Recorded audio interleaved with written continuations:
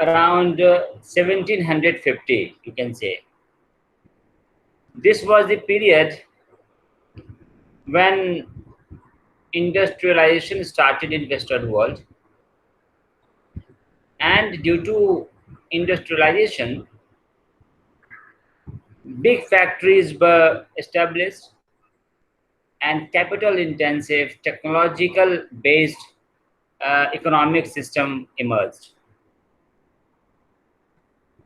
So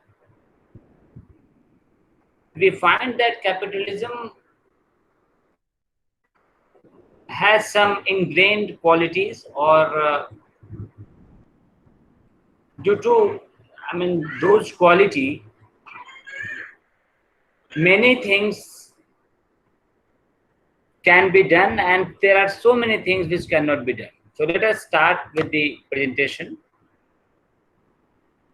This is comparison between capitalism and socialism. The first point comes under capitalism is that assets and resources of a country that will be owned by private firms. And on the other hand, in socialism, assets and resources will be owned by state. This is the first difference between capitalism and socialism. And when socialism started, we all know that first socialist thinker was, influential socialist thinker who wrote Das Kapital. The person name was Karl Marx. And Karl Marx wrote that book in 1867. Around 1850, he saw the inhumane condition of laborer in Britain, in London, and other Western countries. And he found that this capitalism system is not bringing wealth who are working to create those wealth. And the wealth is created for the capitalist class. This is observed by Karl Marx. And Karl Marx wrote that book, Das Kapital, in which he tried to describe the whole system of capitalism. This term is given by Karl Marx only. Karl Marx said the whole system of private sector owned economic system as capitalism. Before that, so you can say that capitalism term is coined by Karl Marx. And after Karl Marx gave this thought, we find that so many systems tried to emerge in the Soviet Union, in China, in North Korea, in Cuba. These were the countries where socialism was somehow established. So we will not get into the detail about how this system emerged and how it failed. Basically, we will try to understand the difference between these two systems.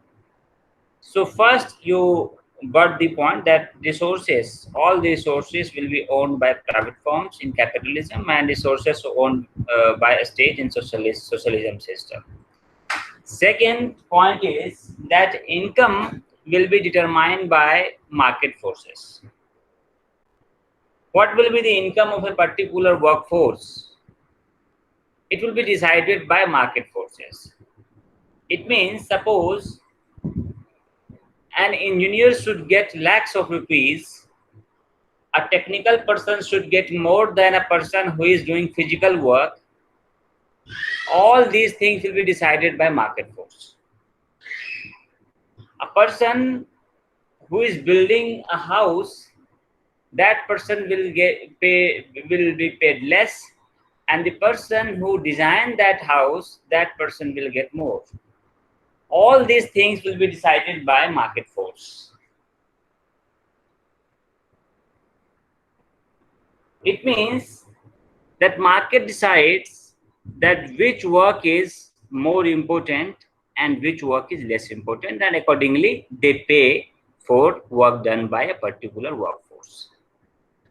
On the other hand, in socialist system, they believe in redistribution of income. It means that income will be decided by state.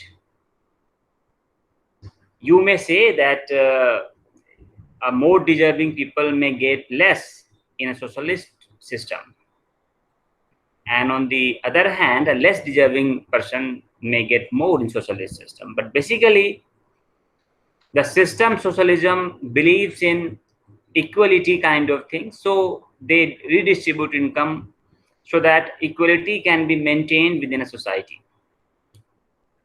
So this is second difference between capitalist system and socialist system.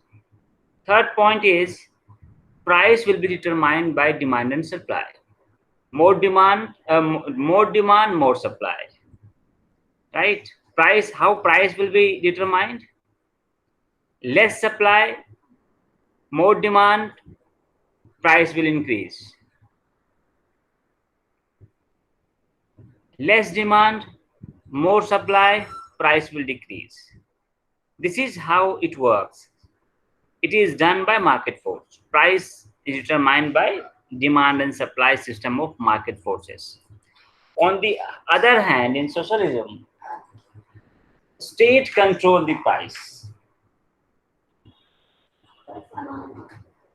What will be the price of a particular commodity?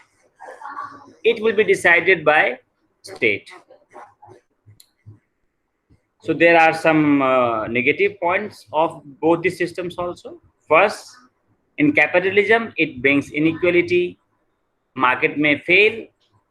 You can establish, or you may be establishing a monopolistic market. That's why I think now Purushottam must be getting this point, that how this capitalism may bring inequality in the system. Market may fail, so that's why we have witnessed big depression during 1929, and due to big depression, market failed, whole market system failed, and a monopolistic market may emerge. Monopolistic market means one people will, have control over the market. For example, in India, you may find there are, 10 or 15 businessmen who are having control over whole market. Tata, Birla, Ambani's. These people are getting into different businesses, and they are controlling whole market. It is not only the oil business which is being done by Ambani's, but they are getting into so many other businesses. Now TV18 group is controlled by Ambani group. IBN 7 channels, whole CNBC Awaz, all these kind of channels belong to Ambani's. Now I am reading somewhere that Big Bazaar market will go to Ambani's. Retail, they are in retail market. They have a series of Reliance Fresh. They are in oil distribution. So all these kind of things are done by. Same thing applied with Tata. Tata make salt to big vehicles. This is how in capitalism, capital intensive economy is established. So capitalists become important in capitalism system. On the other hand, socialism, what are the drawbacks of socialism? That it may be inefficient state industry. It happens where we have witnessed it in India also, that all these state controlled units performed badly. And this was the reason that why government started with privatization. Right. So what we do when we are in state owned industry, we don't perform efficiently. And there's a famous thing we used to discuss that, one thing belong to you, you will take care of it. Other thing belong to him, he will take care of it. But this system belong to nobody, who will take care of it? This kind of thing is being said in state-owned systems. So these are some drawbacks of socialism also. What are the positive points? What are the advantages of capitalism? That is, it will establish a dynamic economy. Dynamic economy means ever-moving economy. New things will come in. If it creates demand, then that thing will become very popular in the market. So there is a dynamism in economy. there is a range of products, range of services, new services keep coming in. So this kind of dynamism is there in capitalism. Incentives for innovation and economic growth. If you can innovate new thing, you may get advantage. If you come up with a new innovative product, so obviously your product will get demands in the market and you will be profited from that product. So this is advantage of capitalism. On the other hand, socialism go for promotion of equality. So this is a positive point of socialism, that it's okay. Our market may not be very dynamic. You may not get incentives for innovation, but basically, socialism system is for equality. It will bring equality in the system. And second is attempt to overcome market failure. There is a very less chance in socialism that market will fail, because state keeps controlling and seeing the markets. Whenever they require to interfere, they interfere. If they need to start spending more in particular sector, they do that. And by doing all these things, they may stop market failure. So these are certain important points related to capitalism and socialism. Now try to understand in other perspective also. First point is equality. What capitalism thinks about equality? Capitalism, basically liberal scholars, liberalism is a kind of thought process. It is a thought, liberal thought, and liberal scholars used to be supporter of capitalism. And on equality, they used to say that inequality is necessary to promote innovation and economic development. What it says the inequality is necessary to promote innovation. It means if we will try to bring equality in the market, then certainly people with greater innovative mind, people who can innovate new thing, they will be demoralized, because of their innovation, because of their effort, they will not get benefits. So that's why capitalist thinker believes that if there will be inequality, it will promote innovation, because people will try to get benefits from the markets, and due to this, people will innovate new things, and it will lead to economic development. So it believes that inequality should be there, and even capitalist thinker believes that my capabilities, your capabilities, and others, all capabilities cannot be same for each and every person. So if a person has greater capability, he must get chance to perform, and he must be benefited from his capabilities. This is what capitalist thinker feel. On the other hand, socialist thinker believe that redistribution of resources from rich to poor. They believe that resources should be redistributed, and this is to ensure equal opportunity. Equal opportunity should be there, and redistribution of resources is important, and they go for bringing equality in the system. So this is difference between two thoughts.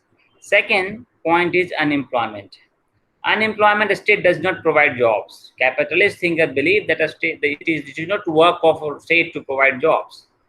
And at the right time of recession, it may rise to high level. And that's why at the time of Big Depression in 1929, unemployment rose up to 20%. 20% of workforce was unemployed. So they don't see it a big deal. They say that yes, it happens, and the state has no role in providing jobs. It is market who provide jobs, and according to dynamism of market, a person must be trained, and a person must get skills to get jobs. So state role is not to provide jobs. This is what capitalist thinker believes. On the other hand, socialist thinker believes that employment is directed by state. State should provide employment, and the state can provide full employment, particularly essential. It means essential to fulfill your essentials, and in essential sectors, state can provide you job. So employment is state area. States should provide employment. This is what socialist thinker believe. Role of state, about state, capitalist thinkers say that a state is a necessary evil. Try to, understand this phrase, that a state is a necessary evil. It means state should not be there. There is no need of state, but it is necessary. Capitalist thinkers believe. Why it is necessary? Because it believes that a state will create rules, and state will ensure that those rules should be followed by each and every citizens. So that's why state is necessary evil. There is no need of state, but it is necessary to ensure that rules is being followed by each and every person. On the other hand, socialist thinkers believe that a state is an unnecessary evil. Socialist thinkers also feel that a state is not required and it is unnecessary, because socialist thinkers believe that the state is a tool in the hand of capitalist class. And capitalist class, actually capitalist class run the government, and we feel that yes, we have created a state. This is not so. Capitalist class run the state. So that's why they believe that a state is an unnecessary evil, so we have to abolish this state system. Now understand these things.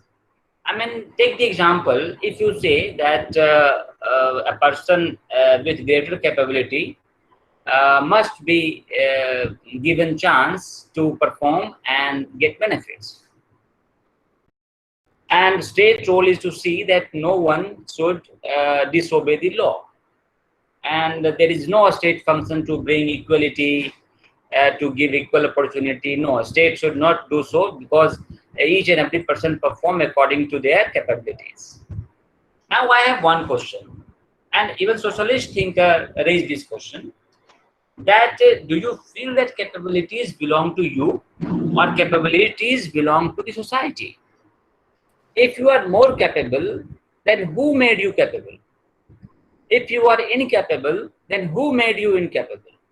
Socialist thinkers believe that if a person is capable, then certainly there is a role of society, there is a role of whole social system who made the person more capable. And if a person is incapable, then certainly the onus is on society. Society did not give equal opportunity, society did not give the atmosphere in which that person should perform well. Also, if it says that a person with greater capabilities will perform and gain, but if we see examples, we don't find it suitable with capitalism. What about Akash Ambani? What about